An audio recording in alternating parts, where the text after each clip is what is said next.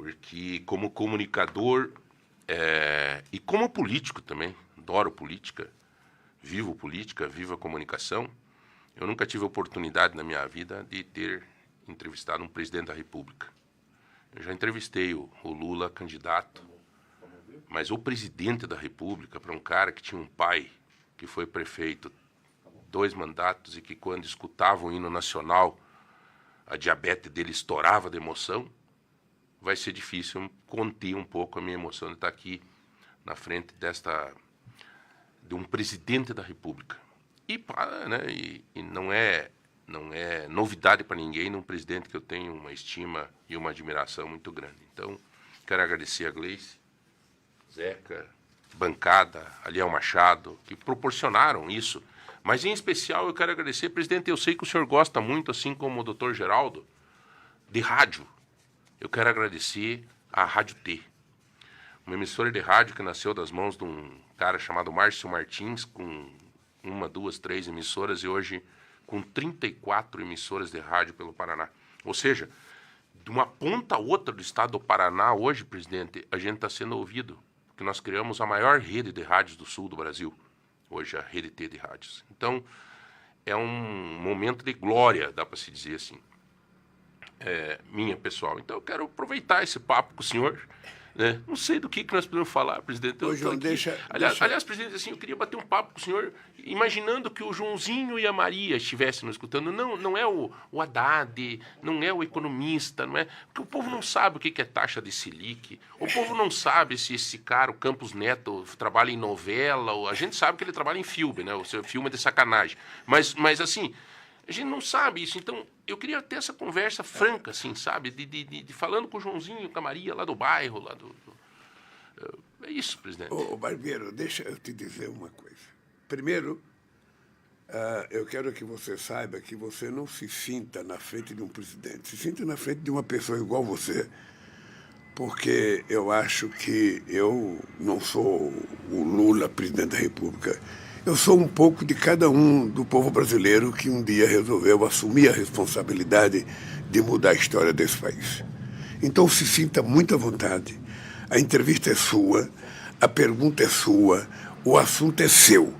Não tem tema proibido, não tem tema, sabe, desagradável. Você faz a pergunta que você achar que os teus ouvintes querem ouvir. Presidente, a Maria, o Joãozinho, isso, sabe? Isso. A Gleice Hoffmann, sim, o Zeca, sabe? Todo mundo. Que a Gleice fique brava depois. O Enio, nosso presidente da Itaipu, sabe? Aliás, acho que já que o senhor deu um gancho da Itaipu, a Itaipu já lançou, tá no Paraná hoje, está fazendo um trabalho extraordinário, né?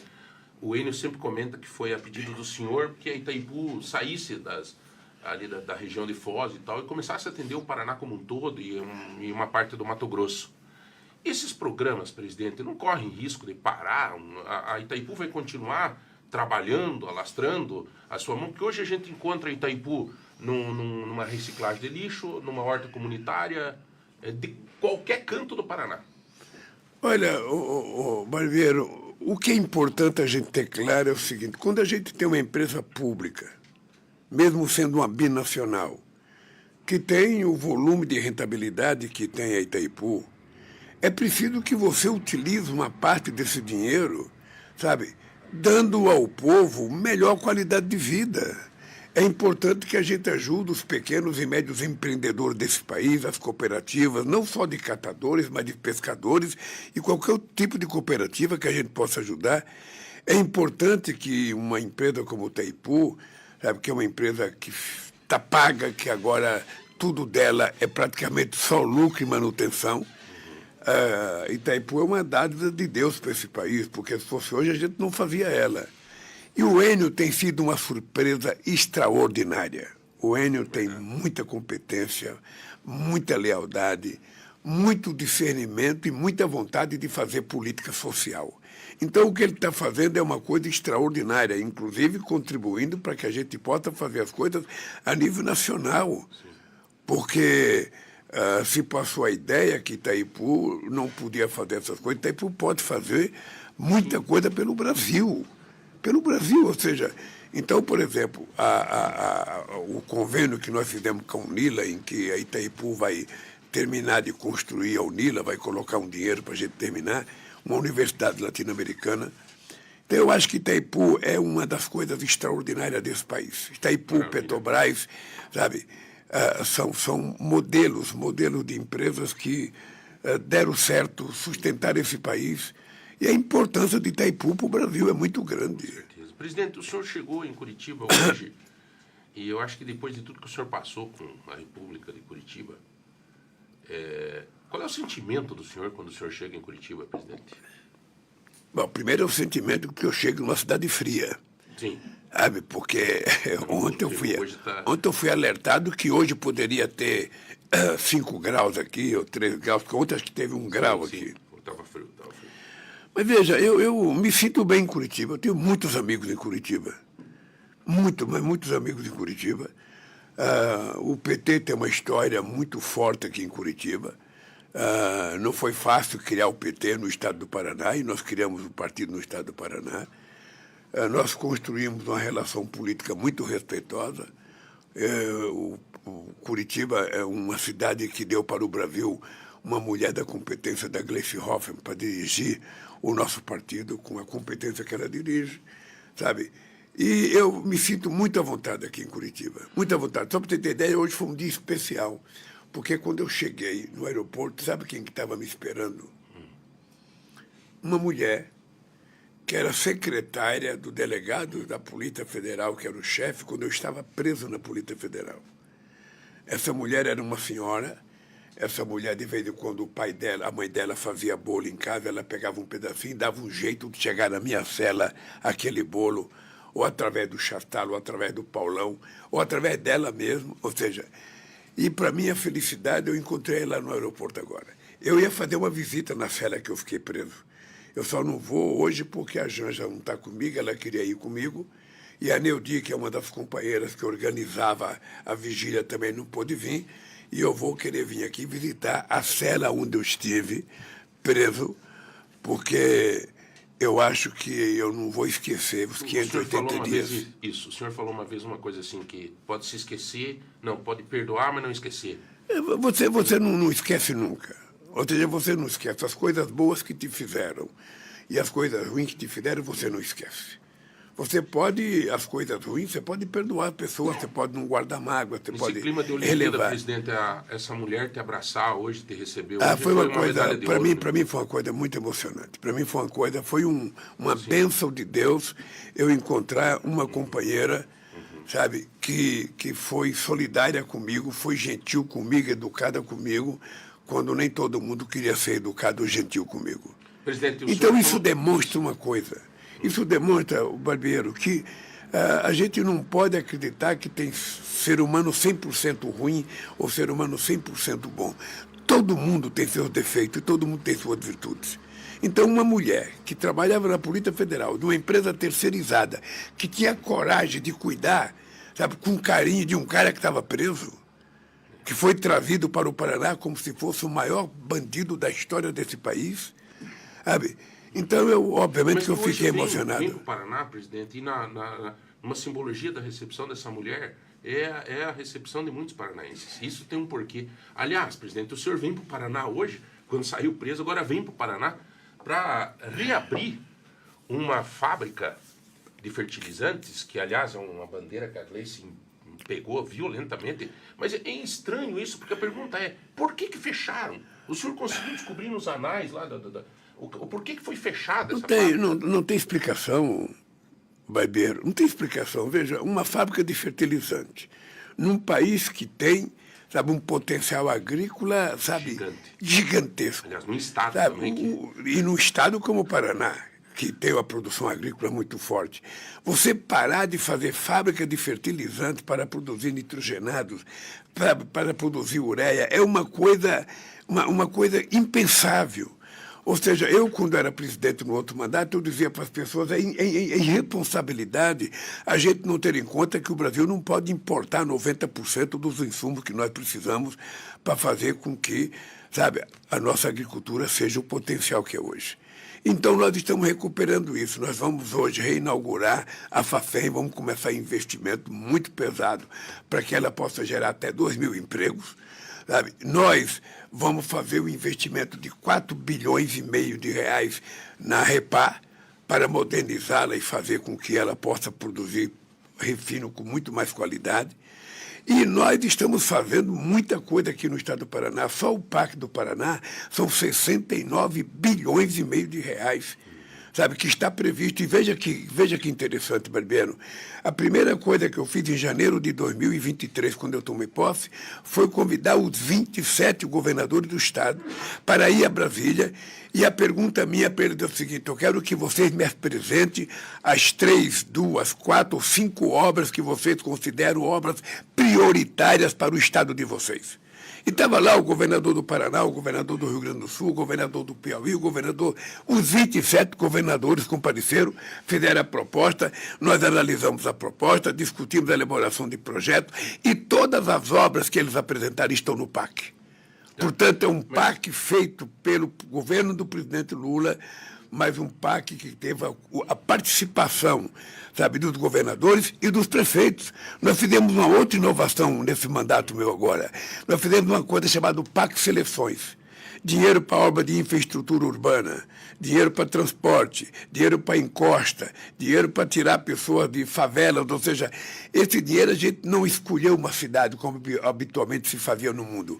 Ah, o presidente da República escolheu o amigo dele que é prefeito, o estado dele que é amigo governador. Não, a gente fez um PAC Seleções.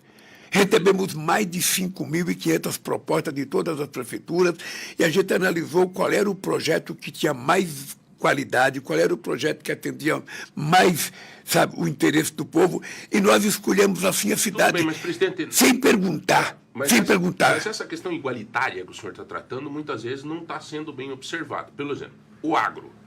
O agro, o senhor está aqui num momento importante, momento de guerra, fertilizantes, a necessidade... não quero dizer que seja o maior beneficiado, mas o agro vai ser muito beneficiado com a reabertura. E o agro não dá para entender ainda. O senhor consegue entender? Tivemos um plano safra maravilhoso. Tem uma campanha agora do Banco do Brasil que eu achei muito inteligente, que o agro é de todos, que o agro é... Porque criou-se um conceito do que o agro é de quem tem uma Dodge com espelhão grande, pneu só grande, no estado do Paraná, 22. Só no estado do Paraná, o que crédito agrícola chegou a 53 bilhões de reais, só para o estado do Paraná. Tá? Só para você ter uma ideia. E para o pequeno negócio, 8 bilhões para a agricultura familiar. Barbeiro, quando você governa, você não faz política esperando agradecimento. O agro não gosta... Mas o agradecimento político... Não, mas as pessoas do agro que não gostam de mim, as pessoas do agro não gostam do PT, as pessoas do agro não gostam de muitas coisas. Não gostam do Sem Terra, não gostam da CUT, ou seja... Mas veja, desde o meu primeiro mandato em 2003, passando pelo mandato da Dilma e a minha volta agora, você pode desafiar qualquer fazendeiro, qualquer ministro da Agricultura, sabe, que já trabalhou nesse governo, para saber se em algum momento da história desse país um governo colocou tanto dinheiro, sabe, na agricultura como nós. Você pode pegar. Pode pegar quem foi ministro da Agricultura. Aqui tem gente importante no Paraná que conhece a agricultura. Pode perguntar. Eu duvido que tenha tido algum governo que tenha feito mais pelo agronegócio do que nós. Sabe, cada ano que passa é plano safra recorde. Cada ano que passa. Sabe, então, essa coisa eu não faço porque eu quero agradar um fazendeiro. Eu faço porque o Brasil precisa disso. Eu faço porque a agricultura é importante para o Brasil. Então, eu não fico pensando se o cara gosta de mim ou não gosta de mim. Eu faço porque tem que fazer. Da mesma forma que eu faço as coisas para o povo trabalhador, porque ele necessita. Aliás, falando em povo trabalhador, os índices de desemprego estão caindo. A gente percebe, sabe onde? Não precisa fazer pesquisa, é só passar nas filas do Cine.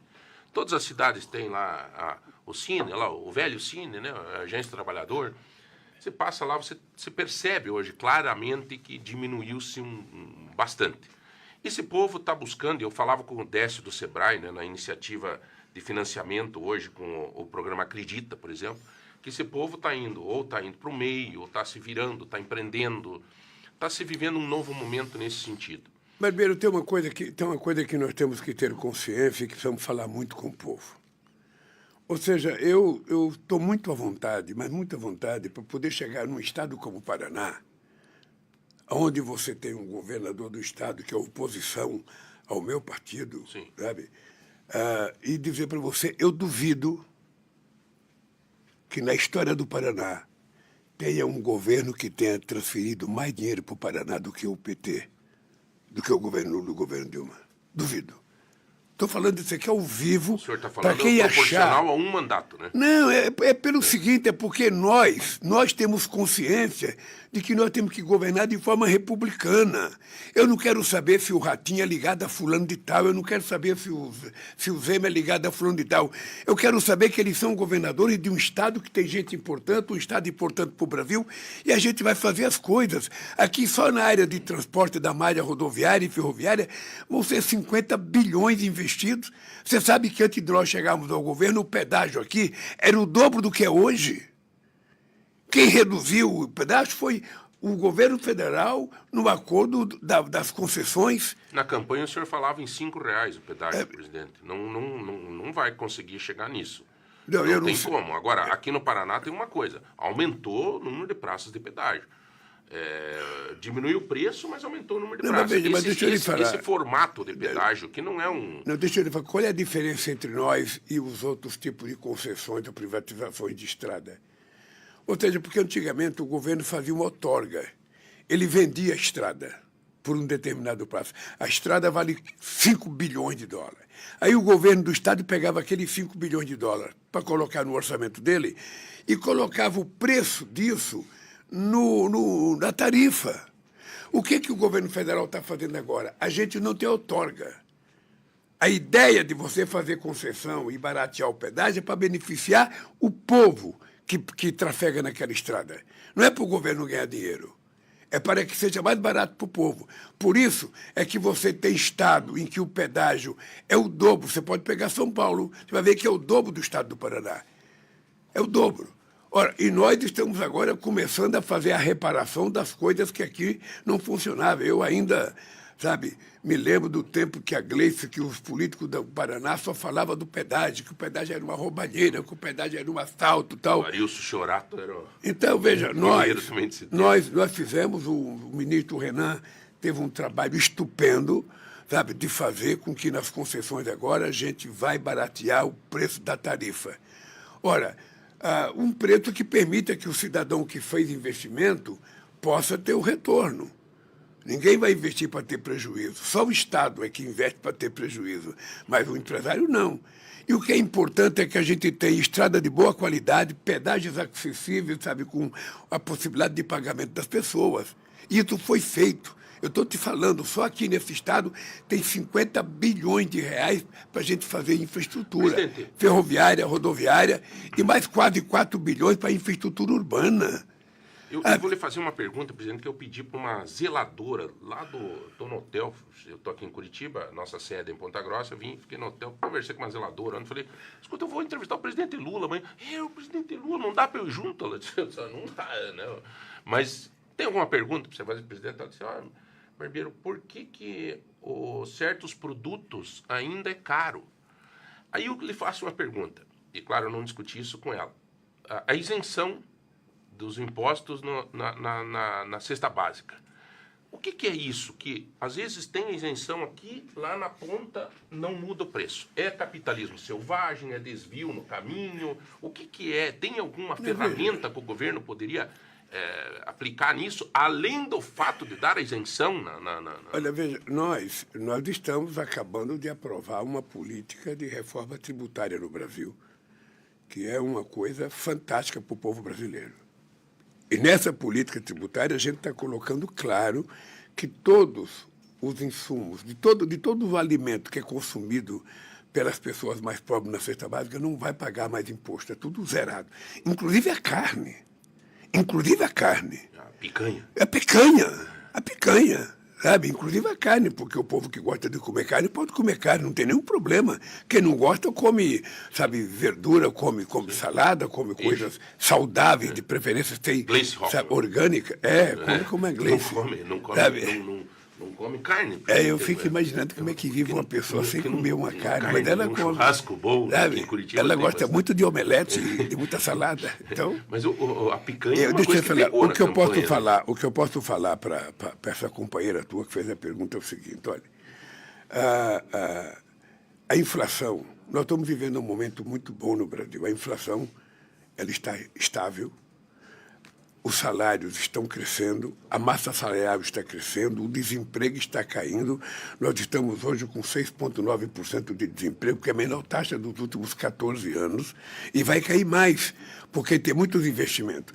Agora, é importante que a gente fique atenta ao preço dos alimentos, sobretudo esses alimentos que têm efeitos sazonais. Choveu muito, aumenta o produto. Não choveu, aumenta o produto. Por quê? Porque é preciso que haja um equilíbrio entre a produção e o consumo. Quando você produz demais, sabe, e tem consumo de menos, o produto cai de preço. Quando você produz pouco, sabe, o consumo aumenta de preço, porque a procura passa a ser maior do que a oferta. Então é preciso que as pessoas ajudem a cuidar do seu próprio orçamento. Se você for num lugar comprar tomate e você perceber que o tomate está caro, tente se informar se não tem um lugar que tem tomate mais barato. Se você for comprar um pé de alface e perceber que ele está caro, você tem que se ajudar. Se ajudar, não é ajudar o governo, é se ajudar. Não comprar aquilo. Ou seja, para que a gente possa, então, ter no comportamento do povo um equilíbrio, sabe, no orçamento familiar, no que diz respeito ao alimento. Presidente. Mas eu trabalho com a ideia, Barbeiro, nós estamos apenas 1 ano e 8 meses de governo. Apenas em 8 meses de governo. E nós já fizemos esse ano, 8 meses, mais do que foi feito em 4 anos pelo governo passado.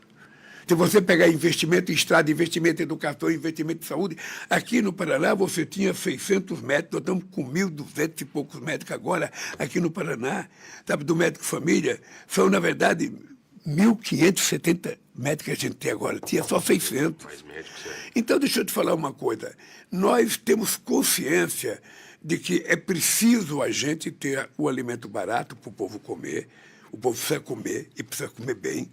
Eu quero que as pessoas possam ir no supermercado e sair com o carrinho cheio das coisas mais saudáveis que ele puder comprar. E isso significa que você tem que aumentar o salário das pessoas.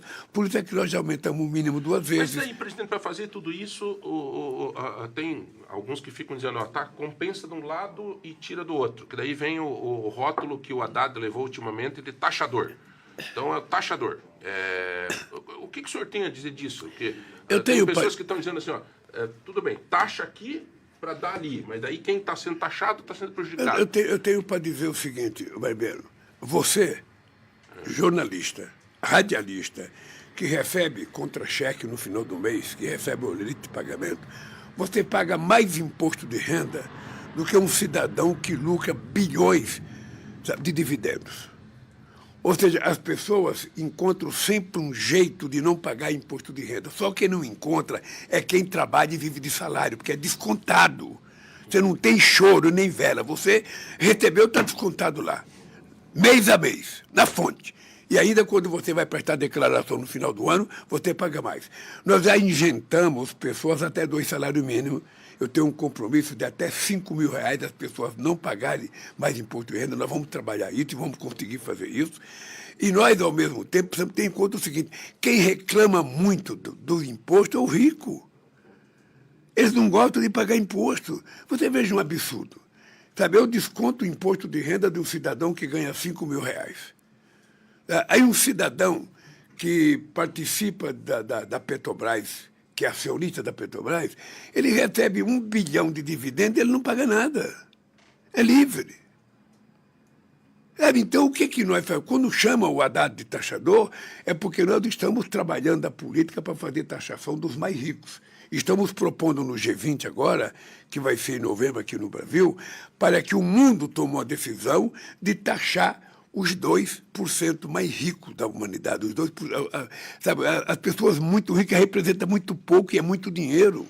Você sabe que 3.000 pessoas nesse mundo têm mais dinheiro do que vários países. Muito mais dinheiro do que vários países. Então é preciso que essa gente pague um pouco de imposto. Para quê? Para que o Estado possa garantir o exercício da democracia, facilitando a vida do povo mais humilde do povo trabalhador. Presidente, é inevitável falar sobre essa questão da Venezuela, até porque aqui no Paraná se fala muito, até porque nós temos um elenco grande, né? O senhor fez 35% dos votos aqui, Bolsonaro fez 65%, então é uma construção de fruto de muito trabalho para que essa coisa devagar vá mudando. Apesar de que tem uns que não tem como, né? É a lista risco da onça lá que dizem, né? Venezuela, presidente. O senhor foi eleito num processo democrático e a democracia é o pensamento da maioria. A maioria dos brasileiros, hoje eu não tenho dúvida que pensam que essa eleição na Venezuela foi um caos, foi uma coisa que de democracia não tem nada. A gente que diz assim que o senhor está meio chove e não molha nessa situação, hein, presidente?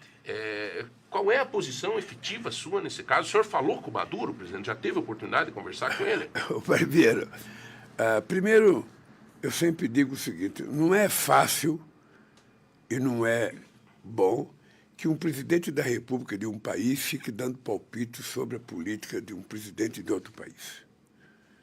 Tá? Eu mantenho relações com a Venezuela desde que eu tomei posse em 2002, tive muitas relações com Chávez. A Venezuela era um país que o Brasil tinha um superávit de 4 bilhões de dólares por ano. Sabe? E essa relação ficou deteriorada porque a situação política está ficando deteriorada na Venezuela. Eu conversei pessoalmente com o Maduro antes das eleições. Agora, depois desse caso, não conversou? Não conversei. Dizendo para o Maduro que, sabe, a transparência do processo eleitoral dele e a legitimidade do resultado era o que iria permitir a gente continuar brigando para que fosse suspenso as sanções contra a Venezuela.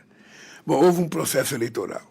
Eu tinha duas pessoas minhas lá, o ex-ministro Celso Amorim estava lá, e mais o embaixador Aldo, acompanhando. Durante o dia, no processo eleitoral, não houve transtorno, não houve nada que você pudesse levantar qualquer suspeita.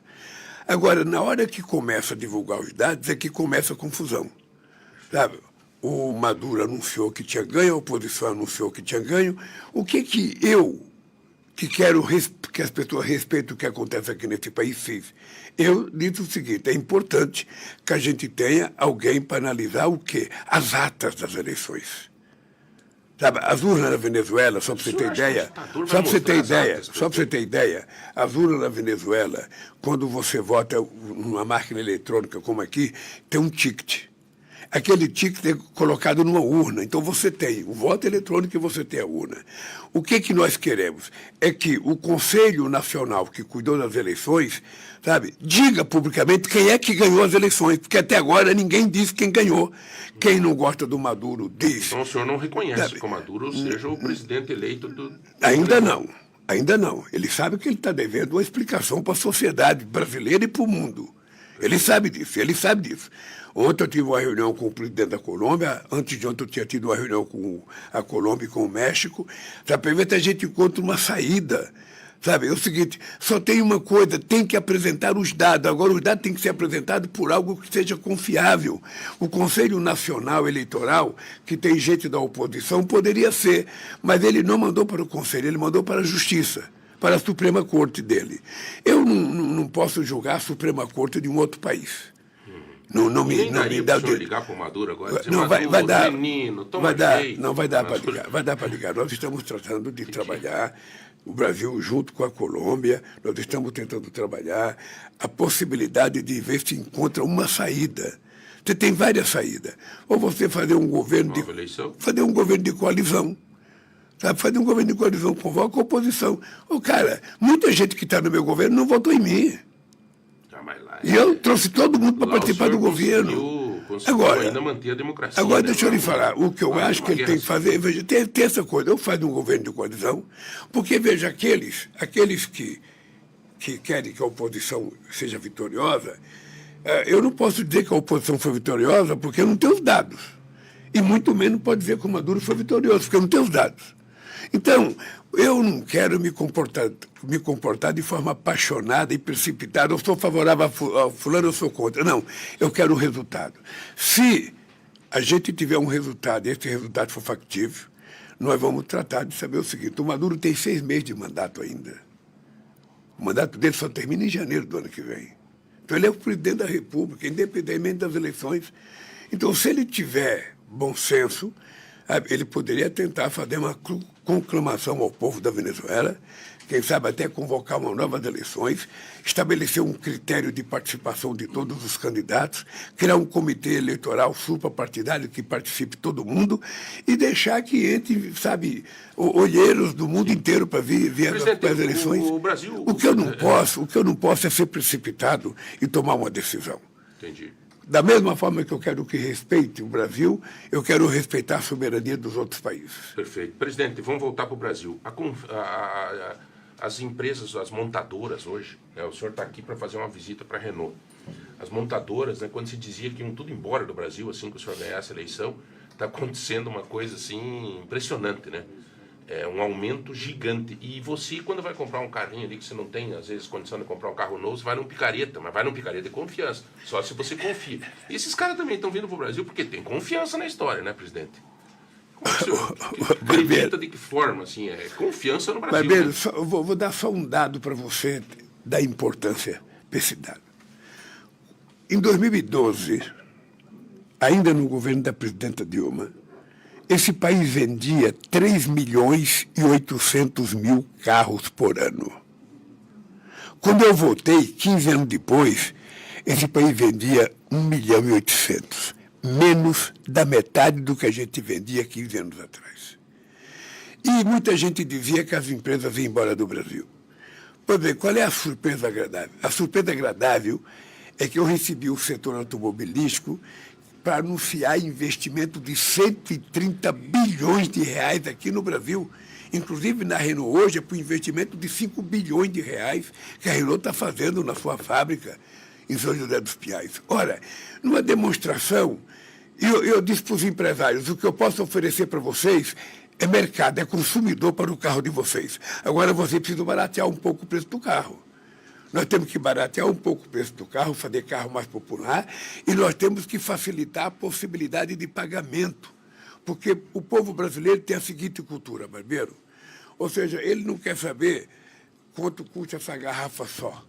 Ele não quer saber. Ele quer saber o seguinte, se eu puder colocar no meu bolso a prestação, eu compro. Então, a prestação tem que caber dentro do salário do cara.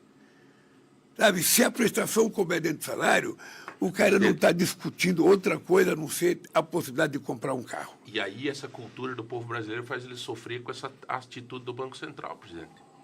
Essa manutenção do juro. Isso é uma coisa... O povo não sabe, o povo não tem essa noção. Mas deixa eu lhe falar uma coisa.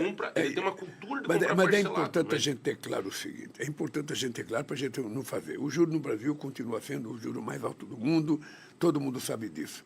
Mas a verdade é que a economia toda não é tocada por essa taxa de juros da Selic. Os 475 bilhões do agro não tem essa taxa de juros. Todo o dinheiro do Minha Casa Minha Vida, todo o dinheiro de saneamento básico, não tem. Todo o dinheiro para pequeno e médio empresário, não tem. É o seguinte, porque os bancos públicos, você não tem noção da quantidade de dinheiro que está circulando nesse instante no Brasil. Mas então quem é o público mais atingido nessa taxa que a gente discute?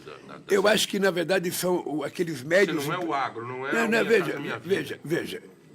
Eu estou dizendo que os médios empresários, aqueles que têm menos poder de tomar dinheiro emprestado lá fora, aquele que tem mais dificuldade de acesso ao BNDES, aquele que tem mais dificuldade no Banco do Brasil, esses é que pagam o preço mais caro, tá? Porque tem que pagar ele com a taxa Selic até um pouco mais. Mas do que nós estamos trabalhando, primeiro nós precisamos trazer a taxa de juros do Brasil para um patamar de juros razoável que o mundo inteiro compreenda. Segundo, é preciso que a gente crie condições de facilitar com que o dinheiro circule nesse país na mão do povo, porque se o dinheiro circular, a gente resolve o problema. Sabe, eu, quando deixei a presidência em 2010, Barbeiro, eu dizia que o milagre que eu tinha feito nesse país é que eu tinha incluído o pobre no orçamento da União. Ou seja, o pobre não era problema, o pobre era a solução. Na medida que você começa a garantir que o dinheiro circule, fazendo muito crédito, microcrédito, crédito para micro e pequeno empreendedor, um programa como o Acredita, que facilita o acesso de dinheiro com juros mais baratos, tudo isso cria um dinamismo na sociedade que vai fazer as coisas andarem muito mais rápido. Então, nós estamos hoje um pouco pressionados pela inflação americana e pelo o valor do dólar, sabe? Nós achamos que se os americanos começarem a baixar a taxa de juros deles agora, em setembro, isso vai fazer com que aqui no Brasil também se crie mais facilidade para baixar. Eu estou trocando o presidente do Banco Central, eu tenho que indicar o presidente do Banco Central agora, porque será substituído no final do ano. Então as coisas vão mudando. Agora, o que a gente não pode fazer? Nenhuma loucura. Em economia não tem loucura, em economia tem bom senso. Se eu fizer uma loucura e eu perder o controle, a gente vai levar o povo a um desastre. Eu não quero que a inflação volte. Eu não quero que a inflação volte, porque eu já vivi inflação de 80% ao mês e eu recebia salário. E quando eu recebi meu pagamento na fábrica, eu tinha que correr no atacadista e comprar tudo que não era perecível para poder utilizar o meu salário. Senão a inflação comia. Então, a inflação baixa, o salário mais alto e o emprego garantido é tudo que nós precisamos para ter paz e tranquilidade no Brasil. Falando em paz e daí, e porque os tranquilidade, investimentos, só de falar dos investimentos. Vai. Ontem eu fiz uma reunião com a nova Indústria Brasil, com o pessoal da área da saúde. A quantidade de investimento na área da saúde é extraordinária e as empresas estão quase todas fazendo grandes investimentos. Ou seja, o setor siderúrgico anunciou investimento de 100 bilhões de reais. O setor de papel e celulose anunciou investimento de 67 bilhões de reais. O setor de alimentos anunciou 120 bilhões de reais. Então, esse país... O BNDES já emprestou esse ano mais do que 4 vezes, mais do que os 4 anos do governo passado. O Banco do Brasil a mesma coisa, o BNB, o BASA. Ou seja, isso significa que as coisas estão andando da forma mais extraordinária, sabe, que eu podia imaginar. Diz assim, mas o Lula tem sorte, mas eu tenho sorte mesmo. Eu tenho sorte e trabalho, porque esse país vai ter que dar certo. Presidente, na minha mão, esse país vai ter que dar certo. Para ser uma questão pacífica e ordeira no país, tem que ter uma ótima relação com a Câmara e o Senado. E o senhor é muito habilidoso nisso. A minha filha tem 10 anos, ela está estudando exatamente nesse momento essa questão de presidencialismo e parlamentarismo e tal. E ela me fez refletir esses dias, presidente. O que nós vivemos aqui no Brasil? Um presidencialismo parlamentarista, um parlamentarismo presidencialista?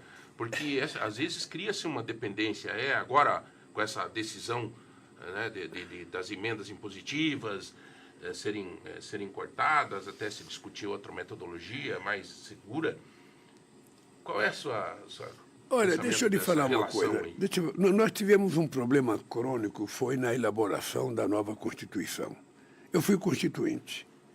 E a Constituinte tinha uma maioria de deputados constituintes que eram parlamentaristas.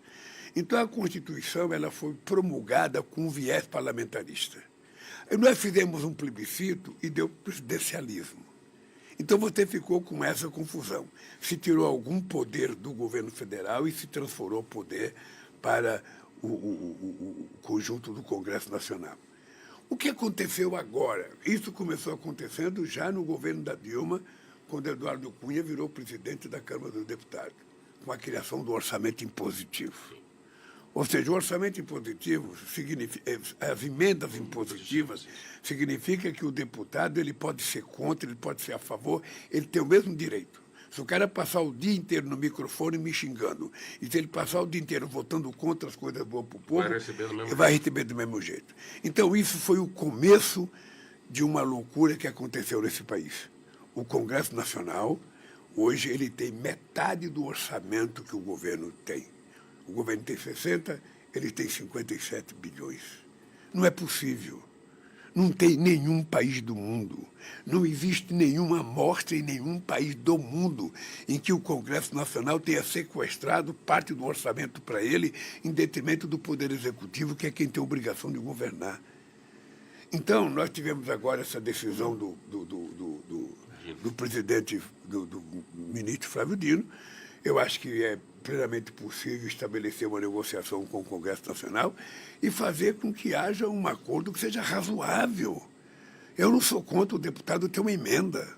Eu não sou contra, porque o deputado foi eleito, ele tem que levar uma obra para a sua cidade, ele tem que fazer alguma coisa. Eu não sou contra. Porque o produto final é Mas a verdade é o seguinte, é que é muito dinheiro em que não tem critério no orçamento planejado, que a gente faz para o país. Eu, por exemplo, eu fiz um PAC que não é um projeto meu, é um projeto da sociedade brasileira. Sabe, quando nós fazemos o plano plurianual, é uma coisa discutida com a sociedade. Ora, o que acontece? Sabe, na medida que sou obrigado a tirar dinheiro de uma área para poder pagar uma emenda, começa a dificultar. Como eu sou favorável a gente estabelecer um acordo com o Congresso Nacional para que a gente dê condições do Congresso sobreviver, o governo precisa governar. Sim. O governo não precisa só sobreviver, o governo precisa governar. A gente é eleito, a gente tem um mandato de 4 anos e eu tenho um programa de governo que eu quero cumprir. Eu quero deixar esse país com a economia crescendo, com o salário crescendo, sabe, com a inflação crescendo e com o desemprego menor. Eu quero que as pessoas estejam mais felizes quando eu terminar o meu mandato. E é para isso, cara, que eu me dedico. Sim. É para isso que eu me dedico. Eu levanto todo dia. Que o povo tá mais feliz eu levanto todo dia. Vou lhe dar um dado, presidente. Bom, já que o senhor está chegando no Paraná. Tem uma pesquisa aqui no Paraná, que é a Paraná Pesquisa, que é uma pesquisa hoje que está fazendo bastante pesquisa para a direita, para o Bolsonaro, enfim. Eu tenho mandado para a Gleice. Em todas as cidades, a gente tem acesso. O ótimo da pesquisa todas está tendo uma reação mês a mês positiva. Então, vou lhe dar um dado interessante nesse sentido. Agora, para encerrar, presidente, que já estão pedindo para encerrar, eu não sei se o senhor viu a condução do debate em São Paulo, do Boulos com o Pablo Marçal. Um show assim, uma coisa mais terrível que possa ter. Para minha filha assistir de 10 anos que está estudando o que é presidencialismo e tal, para minha outra filha de 15 anos, é terrível o que a gente viu lá. Se o Boulos falasse com o senhor hoje, de que maneira que ele tem que se comportar diante de uma situação daquela, presidente? Antes de falar sobre o Boulos, deixa eu terminar só aquela resposta que eu estava dando sobre a curiosidade da sua filha. A gente tem um regime político híbrido. Não é nem parlamentarismo, não é nem presidencialismo, sabe? É uma mescla que foi dividido o poder. Por exemplo, no governo Bolsonaro, esse país foi abandonado. O Bolsonaro não cuidava da economia, não cuidava do orçamento. Quem cuidava da economia era o Guedes, que estava querendo vender tudo, e o Congresso Nacional, pela ausência de governança, assumiu a responsabilidade de governar o orçamento. E nós não podemos continuar assim, nós queremos mudar, e mudar para melhor, e mudar conversando, e mudar acordando. Então, a sua filha tem razão. Nós vivemos num regime híbrido, em que o presidencialismo... Eu digo sempre o seguinte, se Juscelino Kubitschek voltasse a ser presidente hoje, e ele tivesse que construir Brasília, ele, sinceramente, ainda não tinha achado um lugar para pousar o aviãozinho dele. Porque está tudo mais complicado. As agências reguladoras, que são agências que foram criadas para regular, quem decide a política pública é o governo, quem regula é a agência, elas foram tomadas pelo mercado, pelos empresários. Então nós temos que, refazer as coisas e colocar um pouco de ordem, que é o que eu quero fazer. Eu quero que o Poder Judiciário, seja judiciário, eu quero que o Legislativo seja legislativo e que o governo federal seja o executor das políticas desse país. Bem, aí quando você me fala do debate, eu estava pensando aqui na nossa entrevista, eu estou dizendo que nós chegamos na era do fim do argumento.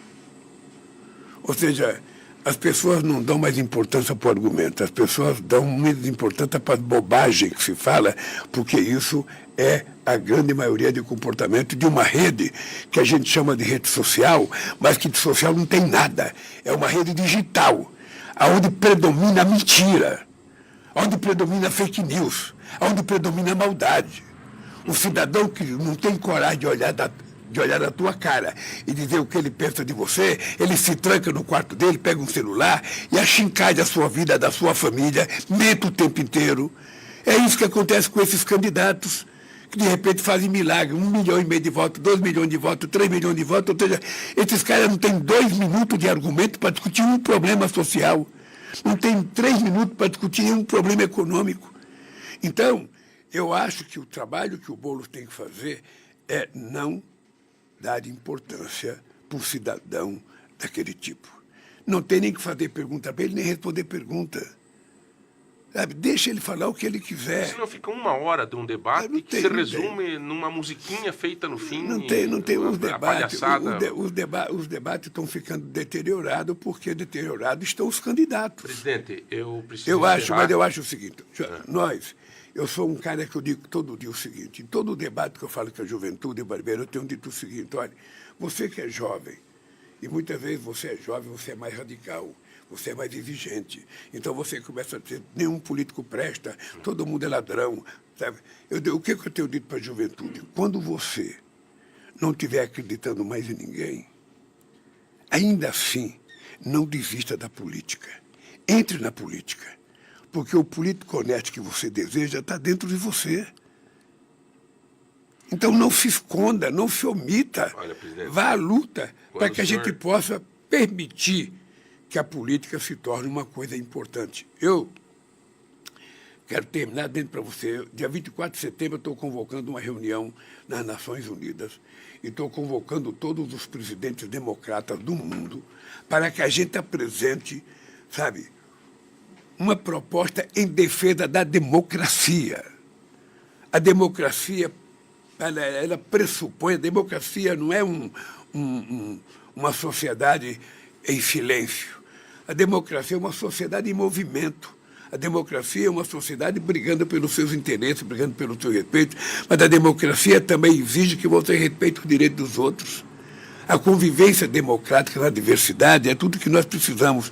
O que aconteceu no Brasil nos últimos tempos é que a mentira ganhou corpo, o ódio ganhou corpo, sabe? As ofensas ganharam corpo. Quando você estiver na rua, Barbeiro, que tiver um malandro que te chamar te xingar, você e sua esposa, você pode ter certeza que aquele cidadão é um 71.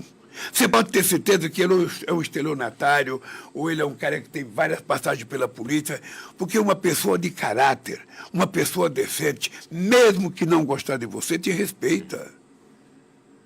Então, nós estamos vivendo esse momento agora muito delicado e é por isso que eu estou preocupado em fortalecer a democracia. Presidente. A democracia é tão importante que ela garantiu que o Metalúrgico chegasse à presidência da República 3 vezes. Tá? Somente na democracia isso pode acontecer. Presidente, estou me pedindo para encerrar, eu ficaria muito mais tempo aproveitando essa oportunidade que Deus está me dando, mas o senhor me chamou de jovem. Eu queria fazer um registro para o ouvinte de rádio. O ouvinte de rádio, ele fica imaginando como é que está, né? Porque ele não está vendo, né? Hoje em dia está, né? Dá pra... Mas eu queria que o meu ouvinte imaginasse um cara forte na minha frente. Fiquei impressionado. 78 anos, uma vitalidade, força. Está fazendo bastante exercício. É paixão, é a Janja, tem culpa nisso. Deixa eu te falar uma coisa. Primeiro, o senhor está tão bem, presidente. Primeiro, eu acho que a Janja tem um pouco de responsabilidade nisso. Segundo, eu sempre digo o seguinte, Barbeiro. A velhice, ela só chega para quem não tem uma causa. Quem tem uma causa, quem acredita em alguma coisa e quer buscar a concretização daquela causa, a velhice não passa. Eu levanto todo dia, 5h30 da manhã, faço ginástica todo dia de manhã, faço esteira, faço agachamento, faço musculação, sabe? Todo santo dia, e ando na esteira 1 hora a 6 km por hora, sabe? Cuido da saúde, que eu quero viver 120 anos. Eu já falei com Deus. Eu quero viver 120 anos. Já acertou com ele? Já acertei com ele. Se tiver alguém que quer ir na minha frente, eu vou mandando. Eu vou ficando para trás. Porque é o seguinte, cara, obrigado, quem tem que se cuidar somos nós, Barbeiro. Quem tem que se cuidar somos nós. Eu me cuido porque eu gosto da vida, sabe? Gosto da vida. Me cuido porque eu quero viver muito.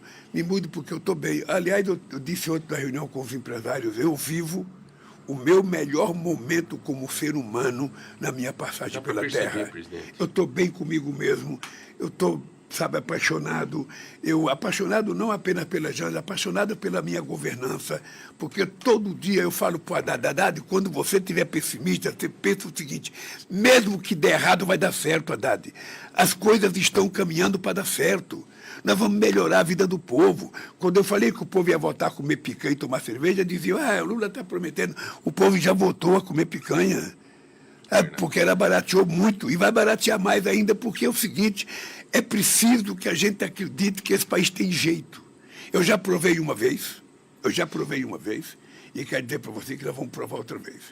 O fato, veja, as dificuldades eleitorais que você falou, aqui no estado do Paraná, deixa eu te dizer uma coisa. Até o mês passado, quando, na época, o Pimenta ainda era o meu ministro, porque ele não estava naquela função especial, agora é o companheiro Laércio. Então, o que eu dizia para o Pimenta? Ele fazia pesquisa, chegava apavorado, presidente, sabe? Eu falei, Pimenta, é o seguinte, o povo tem razão. Por que o povo tem razão? Porque na campanha nós geramos expectativa. Na hora que você gera expectativa, você não consegue cumprir no primeiro ano. O primeiro ano é de concertação. Então, o que acontece, Pimenta? Deixa a gente começar a mostrar as coisas que nós estamos fazendo no Brasil para ver a reação do povo. E nós, hoje eu posso te dizer, Barbeiro, olhando na tua cara, o Cutuca vai tirar uma foto sua para você ficar mais bonito ainda, que é o seguinte, posso dizer para você o seguinte, olha, eu já fui presidente 8 anos, estou no 3º mandato. Eu estou trabalhando nesse 1 ano e 8 meses mais do que eu trabalhei a vida inteira. Eu trabalho obcecado, eu tenho obsessão pela educação, eu tenho obsessão pelo crescimento da economia, eu tenho obsessão pela distribuição de renda, eu tenho obsessão de cuidar das pessoas. A gente não governa, a gente cuida.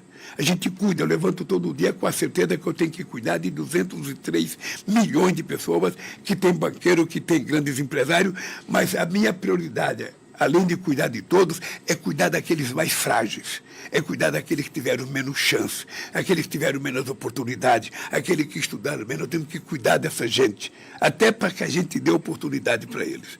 Então é isso que me deixa jovem, é isso que me deixa motivado e é isso que faz com que eu tenha muita disposição. Você pode ficar certo. Não tem tempo ruim para mim. Então, estamos juntos. Presidente, eu preciso ofertar este programa a um falecido cunhado meu, que foi presidente do PT em Itajaí, Wilson Quilante. Eu prometi isso para minha irmã e para os meus sobrinhos hoje de manhã. Um petista, assim, que era apaixonado pelo teu trabalho e por você, pelo senhor, desculpa. Wilson Pedro Quilante, que faleceu com 60 anos, né, de câncer. Então, eu dedico a ele, como prometi para minha família isso. Quero lhe fazer um pedido. O senhor tem um grande amigo seu. O primeiro sonho eu já realizei, entrevistar um presidente da República e exatamente o presidente que eu gosto. Agora, o outro sonho era entrevistar um amigo seu, que eu vi esse dia que o senhor se encontrou com ele, amigão, o Papa Francisco. Se você puder me dar uma mão para entrevistar o Chico, seria uma boa. Eu estou convidando o Papa para vir aqui ao Brasil no G20. Aí, de repente, quem sabe a gente tem oportunidade. Mas eu queria também aproveitar... Obrigado, viu, presidente, de coração. Presidente, e ofertar esse programa para alguém também. Manda bala. Ou seja, eu quero ofertar esse programa para todas as pessoas que ficaram 580 dias na vigília quando eu estava na Polícia Federal. Aquelas pessoas que gritavam todo dia, bom dia, presidente, boa tarde, presidente, boa noite, presidente.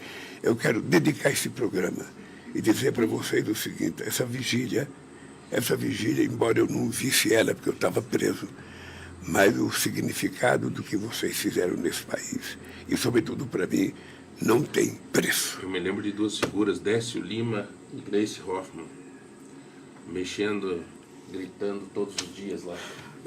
Que emoção, presidente. Presidente, o J Quest tem uma música que diz que dentro de um abraço tudo se resolve. Uma medalhista olímpica brasileira tirou 2º lugar, foi dar entrevista pro cara da Globo, e ela não aguentava mais de emoção, e no meio da entrevista ela não tinha mais o que falar, ela tinha perdido a medalha. E ela olhou pro cara e disse assim, me dá um abraço. E aquele abraço foi o total.